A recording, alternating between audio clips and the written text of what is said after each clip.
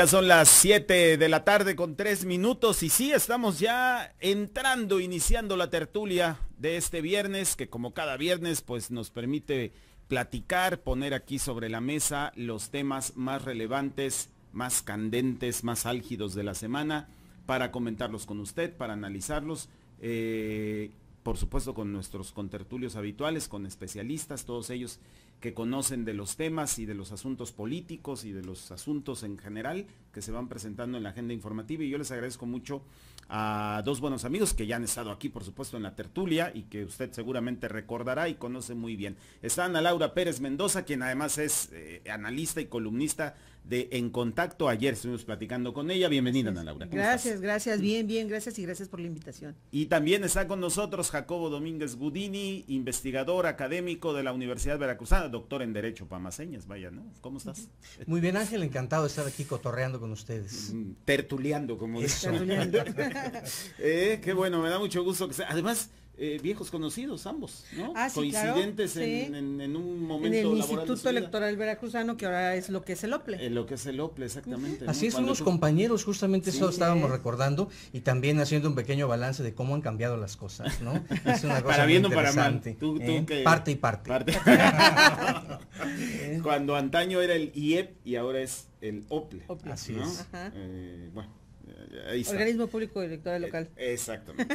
Ya antes era Sí. Instituto Electoral Veracruzano, exacto. ¿no? Bueno, muy bien. Bueno, pues precisamente en estos días no se puede hablar de otra cosa. Pareciera pues que solamente hablamos de eso, pero pues es que de eso hay que hablar, ¿no? De los temas político-electorales. Es que además, por ejemplo, muchos apenas estaba viendo, leyendo compañeros periodistas que normalmente estamos inmersos en esto, cuando platican con sus primos, hermanos, o sea, su familia, apenas como que les está cayendo el 20 que son 5 elecciones. Sí. O sea, son 5 elecciones en un día. En un mismo día. Y es, sí. o sea, pues obviamente que estamos hablando de eso todo el tiempo porque estamos hablando de 5 elecciones, que son las de diputados locales, diputados federales, senadores, gobernadores y también presidencia de la República, ¿no? Claro, Entonces, claro. obviamente que pues por todos lados estamos invadidos. Es que es la primera vez que vamos a tener en Veracruz ese tipo de elecciones concurrentes, porque nunca había coincidido en el calendario electoral que en el mismo día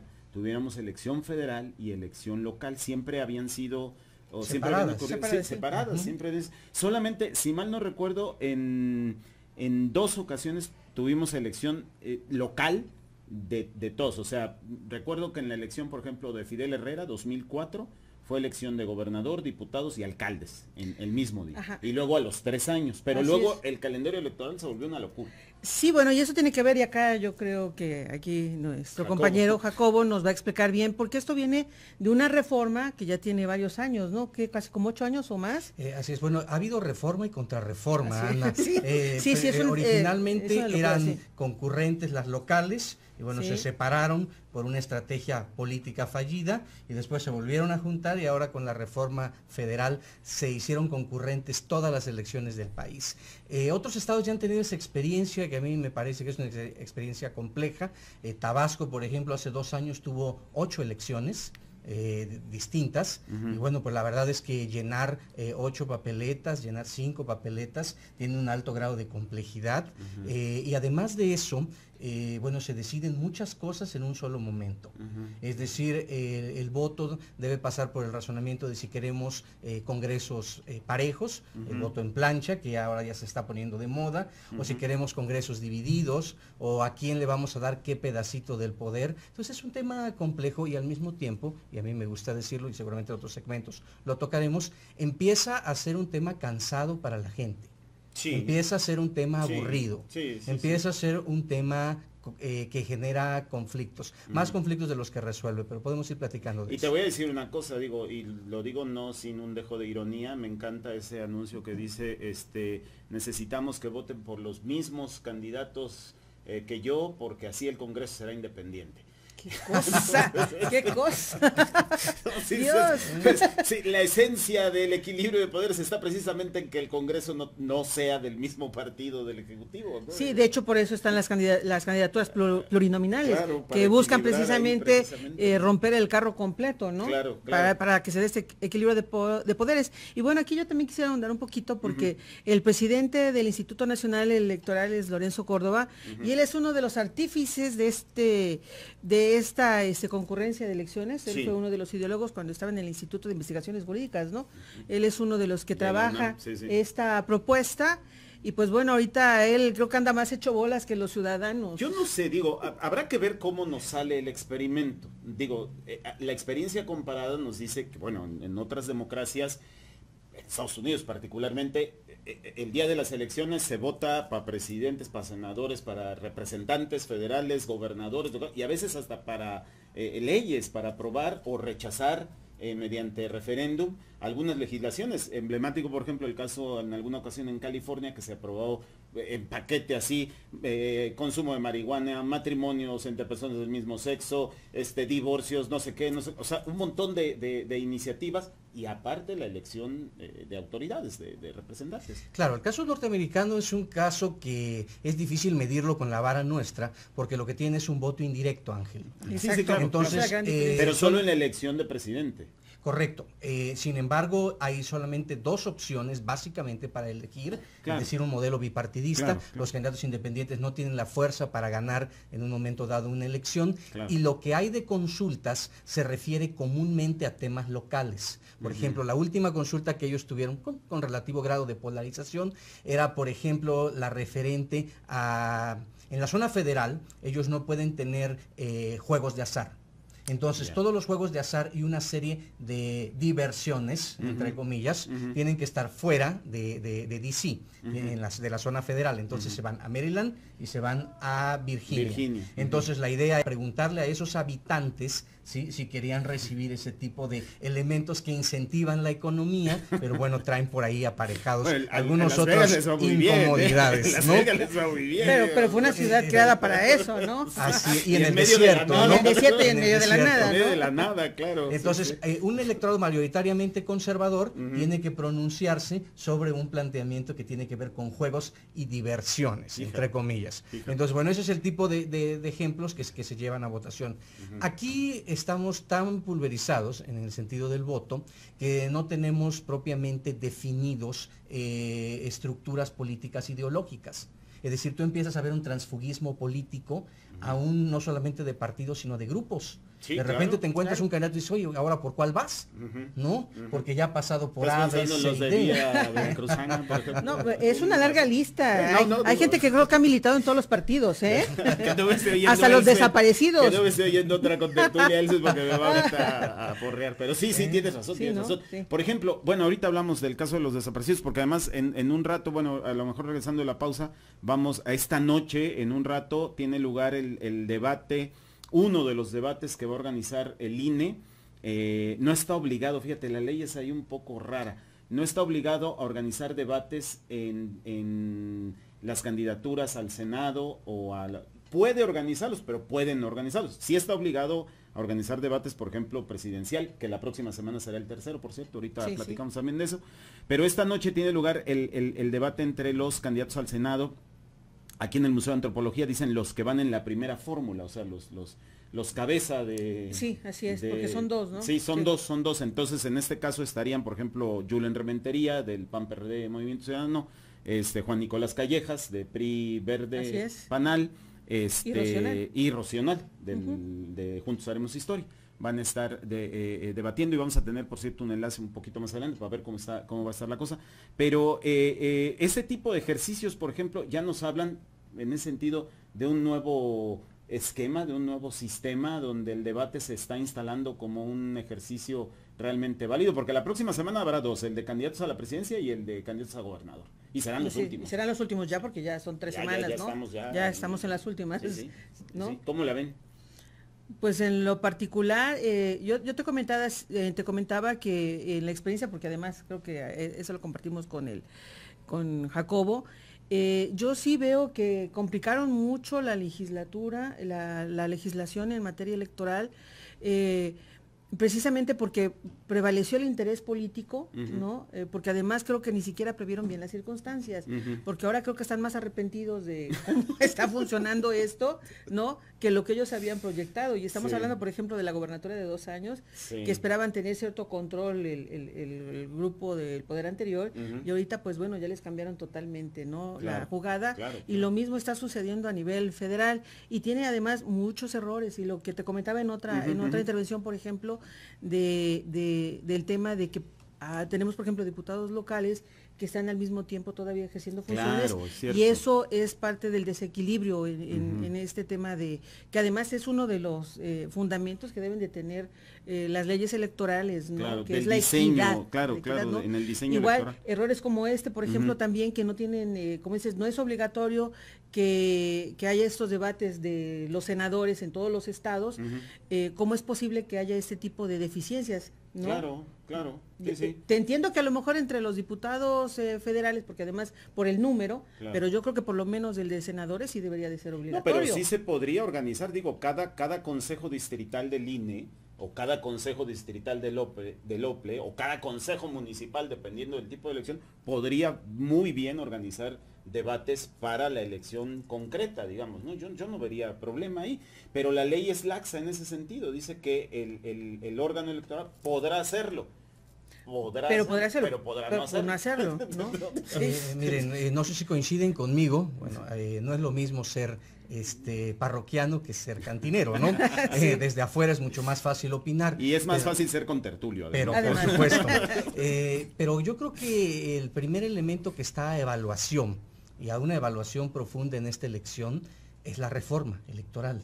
La de 2014. Es decir, de qué manera se va a aplicar esa reforma bajo estándares de equidad en la contienda que estamos visto que están fallando, en capacidades de los órganos electorales, es decir, esa zona nebulosa entre lo que es federal y lo que es local, genera complicaciones, facultades que se dividieron como se divide un pastel en la tertulia, no me ha tocado aquí, pero debería de haberlo, y entonces se dan facultades locales y federales de manera desorganizada, y entonces tenemos elementos de contradicción. Entonces el primer elemento es cuáles son los lineamientos que tiene que tener una autoridad electoral, ¿sí?, para en verdad hacer valer la ley. Es decir, hay una crisis de legalidad fuerte en esta elección. Lo vemos desde sentencias del Tribunal Electoral que son altamente cuestionadas. Claro. ¿Sí? Por ejemplo, la inclusión del independiente. Así es, esa y muchas otras más. El cómo, ¿no? El cómo, claro, porque bueno, había unas reglas y creo que se violentaron bastante. Claro. ¿No? Pero tú dices que el tribunal le han mandado la plana al órgano electoral, pero además las sentencias del tribunal son fuertemente cuestionadas también. Así es, lo que está viendo aquí es una crisis de legalidad en la elección. Es decir, los actores no se sienten lo suficientemente protegidos, los ciudadanos no ven claramente esta elección ordenada. Y eso es apenas el principio. Esperemos a que haya las impugnaciones, a que se ventilen algunas cosas donde hay evidentes lagunas legales, y entonces tendremos un proceso de postelectoral, de resolución de conflictos postelectorales sumamente complejo. Entonces, el primer elemento que yo dejaría en la mesa es que quien está examen, quien está evaluación, es la reforma electoral. Bueno, vamos con eso, espérame, vamos a hacer... Sí. No, a ver, viene. No, es que por eso te decía yo que del debate entre candidatos al Senado, tres candidatos al Senado, ¿qué se puede esperar de un debate así?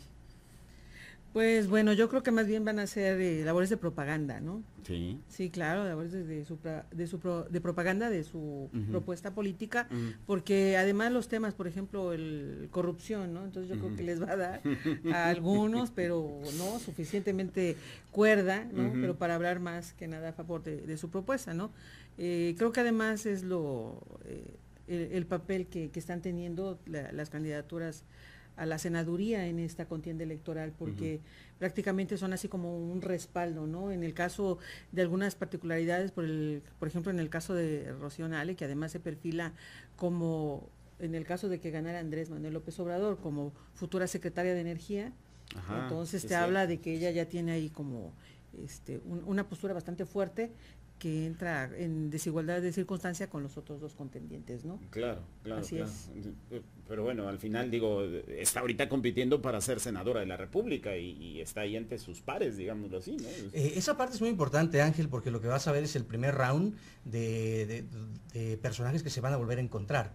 Es decir, en esa fórmula que tenemos en la cual entrando la fórmula de primera mayoría, es decir, la fórmula más votada, también entrará la persona que encabece la primera minoría, es decir, ahí hay dos de tres senadores, dos van a entrar y se van a seguir viendo. Van a seguir viendo en el Senado, claro. Así es, entonces una primera evaluación que a mí me parece ante un ejercicio de esa naturaleza, es decir, que tiene episodios posteriores, incluso eternos al estilo Star Wars, es lo que podemos o que debemos evaluar, es la congruencia. Es decir, cuál es el comportamiento de estos personajes en el debate electoral y cuál es el comportamiento de estos personajes en el debate político. Entonces, el elemento congruencia es uno de los elementos a analizar en una política de contraste que todos los electores, bueno, pues estamos ciertamente obligados y además invitados a hacer recurrentemente. Pero a ver, en ese punto que tú dices, por ejemplo, los tres candidatos son personajes muy conocidos, tienen trayectorias políticas, pues algunos de ellos más destacados que otras, ¿no? En el caso particular de Juan Nicolás, por ejemplo, una trayectoria magisterial hecha a la sombra yo creo que del viejo liderazgo sí, de su padre. Sí. Julen Rementería, bueno, pues ha sido alcalde, diputado, recientemente tuvo un puesto de representación, perdón, de responsabilidad administrativa, secretario de Infraestructura. Y bueno, Rocío es una mujer que al menos en el sur es muy conocida, en Coatzacoalcos, pero no me queda claro que lo sea en el resto del estado, ¿no? Bueno, está sí, por una coalición claro. Pero también recuerda que ella es la coordinadora del grupo. Sí, pero es de ahorita, su carrera política que tiene 3, 4, 5 años, no sé, digo. Sí, pero está en un lugar donde los reflectores son muchos, ¿no? O sea, ella es una, en ese caso su participación como diputada federal, y además es la coordinadora del grupo parlamentario de Morena, pues le dio reflectores a nivel nacional. Es más, te puedo decir que a lo mejor es hasta más conocida en la Ciudad de México que aquí en Veracruz, por lo que tú comentas. En el caso de Julen Rementería, creo que le ha ayudado bastante su cargo en la Secretaría de Infraestructura y Obras Públicas, porque en el último periodo que estuvo, ¿no?, como funcionario, pues se dedicó a recorrer todo el estado. Hombre, ¿no? pero era para supervisar las obras carreteras, tú pero lo hizo, no soy mal pensada, pero lo hizo, ¿no? Tú porque de todo que hizo le el ves recorrido jiribilla, lo hizo. tú le ves todo jiribilla. Lo importante es verlos en acción, ¿no? Hay Claro. que ver qué traen, ¿sí?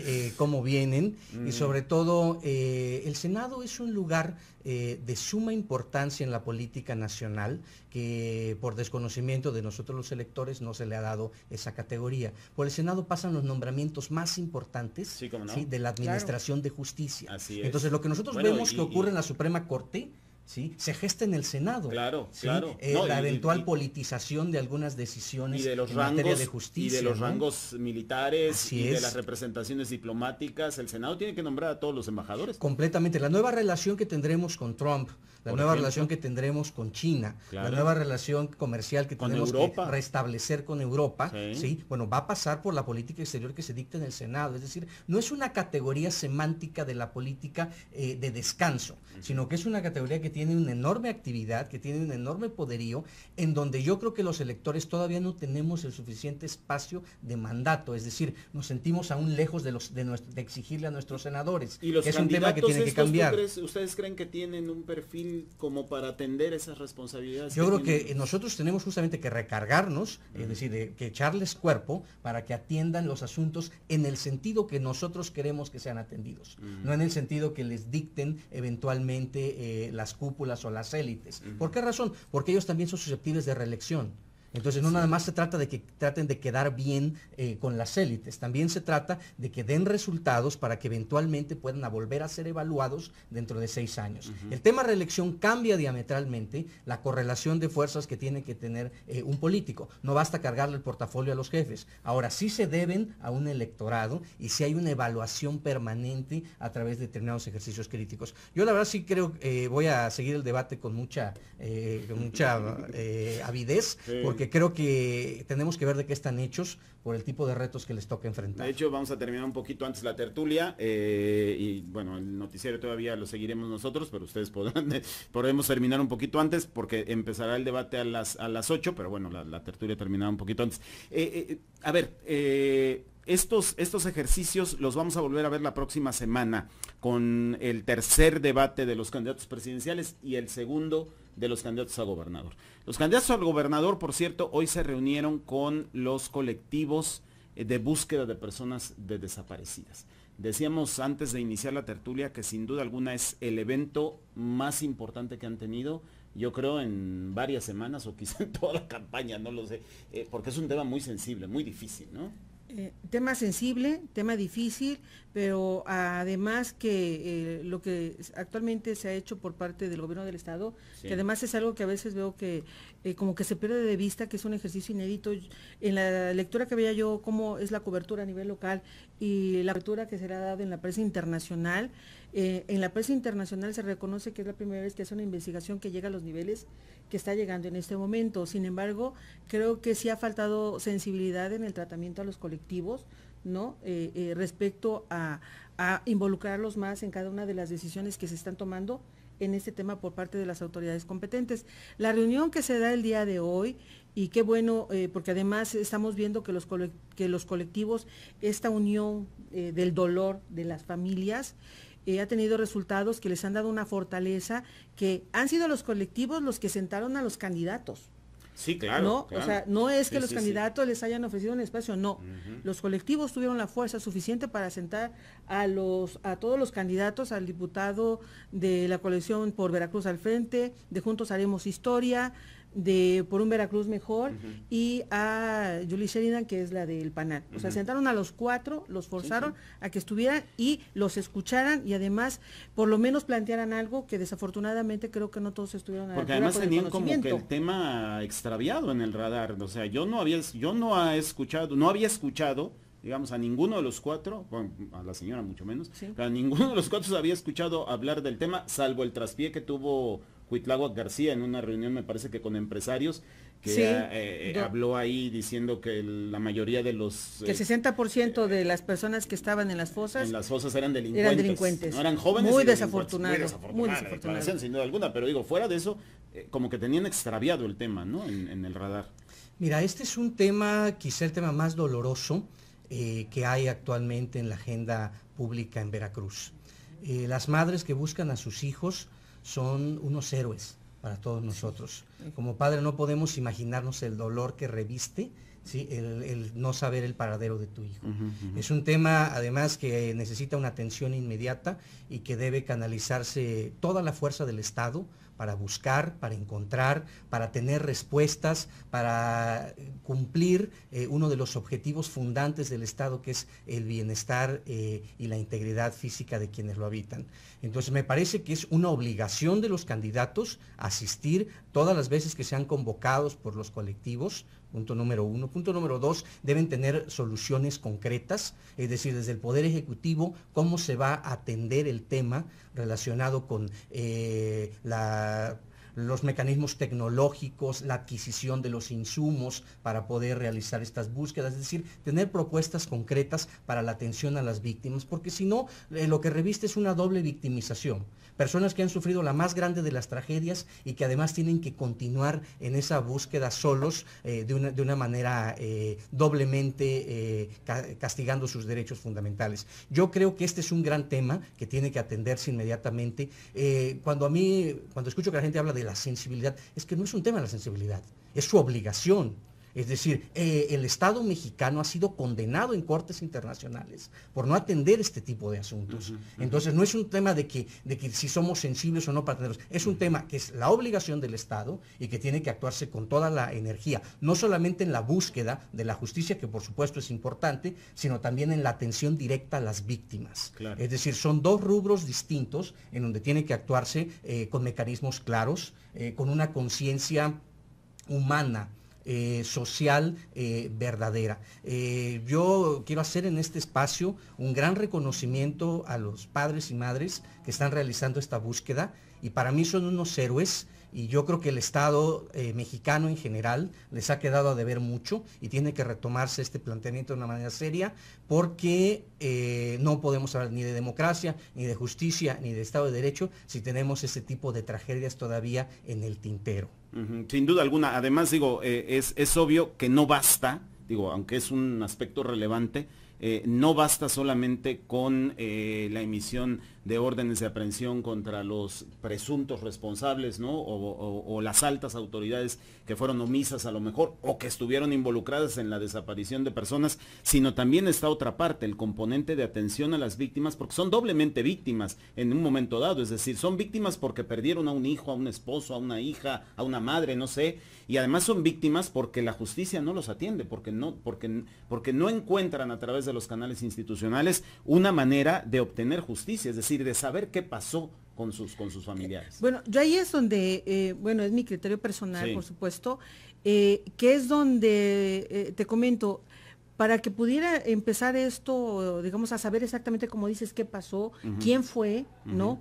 El por qué, quiénes estuvieron involucrados, era necesario que hubiera esa atención prioritaria, porque es como la punta del iceberg, sí, y de ahí empiezas tú a tomar las líneas, ¿no? de qué es lo que pasó en cada caso, porque desafortunadamente son fosas en todo el estado, sí, ¿no? Sí, sí. Entonces, ¿quiénes son los mecanismos, quiénes los involucrados, cómo fue, si hay más todavía, porque a lo mejor todavía no sabemos todas las fosas que pudieran existir, claro, son las que en determinado momento, que además, y te digo, el mérito efectivamente es absolutamente de los colectivos, claro, de los padres y madres de familia, que con sus propias manos estuvieron escarbando en esas fosas, y fue a través de prácticamente pues enseñarle estos restos humanos al anterior fiscal general del estado, fue como medio se empezó a hacer la investigación. Entonces sí creo que tiene cierto mérito, pero también por supuesto falta muchísimo,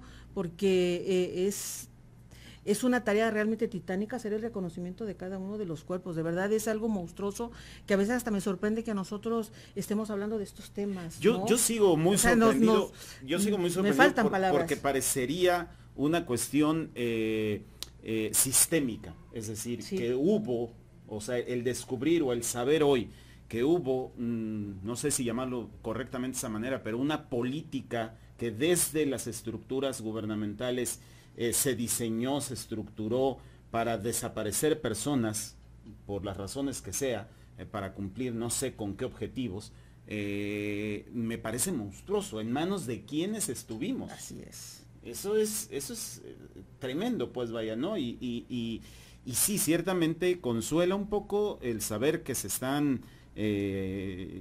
está llevando a la justicia a los presuntos responsables, pero por otro lado todavía no queda claro exactamente qué fue lo que pasó. ¿Hasta qué grado de involucramiento institucional vamos a conocer, si es que llegamos a conocer, hasta qué grado de involucramiento institucional llegó este asunto, llegó esta materia, ¿no? Sí, vaya, es que los testimonios, y te digo la investigación, el hecho de que sea bueno, que en este caso se acaba de involucrar incluso al ex gobernador, ¿no? Que por lo que se ha planteado, él tenía conocimiento e incluso ordenaba algunas desapariciones, o sea, ¿hasta qué punto? Pero bueno, yo creo que todavía esa madeja va a seguir todavía de manera más profunda. Habrá que esperar para dónde va la investigación. Habrá que esperar, sí, habrá que esperar hacia Vamos a esperar, ¿no? Nada más un momentito para irnos a la pausa. Y nada más un comentario breve, porque sí, es un tema sumamente relevante. Yo creo que debe también empezarse a hablar de los mecanismos para garantizar la no repetición. Es decir, debe haber una serie de elementos que ya está dictado por estándares internacionales, que son las medidas preventivas para no repetición. O sea, esto no solamente tiene que remediarse, ¿sí?, por la vía de la Administración de Justicia, sino además debe de prevenirse. Es decir, debe haber un enorme profilaxis de las estructuras para que esto no pueda volver a ocurrir. Así es. Entonces, aparejado al derecho a la verdad, al derecho a saber, aparejado a la restitución, hasta donde es posible, debe también una serie de medidas de no repetición que son fundamentales, que además ya están explorados en otros espacios del continente, y que bueno, es momento de que haya serios pronunciamientos en relación a eso. Vamos a ir al corte, volvemos enseguida, pues prácticamente para terminar la tertulia de hoy. Estamos hablando pues de los temas de la semana. Ya abordamos el asunto de la reunión de los colectivos de personas desaparecidas con los candidatos a la gubernatura, abordamos también el debate de los candidatos al Senado, en fin. Pero bueno, ayer fue el Día de la Libertad de Expresión en nuestro país. Y Ana Laura, que además de columnista aquí en Contacto, en Notiver, es presidenta de la Comisión para la Atención a Protección de Periodistas, este organismo autónomo del estado de Veracruz, y ayer presentaron un informe precisamente que habla de los casos de agresiones a periodistas, donde se suma además desapariciones de periodistas. O sea, hay colegas desaparecidos. Hay colegas desaparecidos, desafortunadamente tenemos 8 casos que nosotros tenemos contabilizados, documentados, y nosotros estamos atendiendo ahora en este momento a las familias porque había casos tan abandonados que por ejemplo, como no se había declarado oficialmente muertos algunos compañeros, pues las familias estaban en el total desamparo, porque mientras a algunos se les ha tenido, porque cuando se han dado los casos de homicidio, claro, entonces hay una atención, pero estos compañeros que están desaparecidos estaban totalmente en el limbo, y bueno, se ha trabajado para que puedan tener acceso a, pues por ejemplo, herencias, por ejemplo, pensiones, ese tipo de cosas, porque estaban de verdad totalmente solos, y en eso estamos trabajando. Y bueno, ayer presentamos el diagnóstico sobre el tema de la justicia principalmente, nos hemos enfocado mucho. Del año 2013 a la fecha tenemos 212 expedientes que están en manos de la Fiscalía Especializada de Atención a Delitos Electorales, porque también atiende lo mismo, y que también atiende denuncias que involucren o que tengan que ver con periodistas. Son defensores de derechos humanos y periodistas, ¿no? No. Es así igual aquí, porque la federal... No, la federal es de derechos humanos y periodistas, no. Acá también atiende el tema electoral. Imagínate, ¿no? Imagínate. Sí. Habría que ver ahí también, la Fiscalía tendría que crear, digamos, un área separada. Yo creo que sí, ¿no? Se debe separar. Lo electoral lo debe de tener muy ocupada. Exactamente. Por ejemplo, en esta temporada, imagínate. Sí. Y apenas empieza. Sí, claro. Bueno, entonces de eso aparte tenemos otros 81 expedientes en las demás fiscalías, pero le comentaba aquí a Jacobo que desafortunadamente solamente hay una sentencia condenatoria. De todos esos casi 200 expedientes, solamente hay una sentencia condenatoria. ¿Son expedientes de agresiones contra periodistas? De agresiones, sí, de asesinatos, de amenazas, todo lo que tenga que ver, desapariciones, todo. Y solo hay una sentencia condenatoria. Entonces eso es lo que te da el parámetro de cuál es la atención que se está dando a la justicia en el tema de los periodistas. ¿Y ese caso de sentencia supongo es el caso Regina? No, porque ese es antes del 2013. Claro, tú te refieres de 2013. Desde 2013 que estamos nosotros. Sí, claro, el tema Regina es 2011. Es anterior, claro, ¿no? Claro. Y el tema es el caso de Moisés Sánchez, y además quienes están sentenciados son policías que, digamos, de alguna manera solamente fueron testigos, pero que si tú atiendes el caso y revisas, no son los asesinos materiales, ni son los asesinos intelectuales, que estamos hablando de un exalcalde de Medellín, que es el señalado, de acuerdo a la teoría, como el probable autor intelectual. ¿no? Como el que dio la orden. Digamos. Como el que dio la orden, y entonces esa es la justicia que en estos momentos pues está recibiendo el gremio periodístico, y nosotros pues estamos saliendo a decirlo, porque es nuestra obligación y es nuestra convicción. Está muy bien que salgan a decirlo, porque uno esperaría que las nuevas condiciones institucionales de la Fiscalía General del Estado, como órgano autónomo también del Estado, pues digamos se abocara a atender todos estos rezagos que de alguna u otra manera lastiman mucho en general a la sociedad veracruzana. Tú que eres más experto. Sí, así es, sin duda. Bueno, yo en primer lugar estoy gratamente sorprendido con este informe.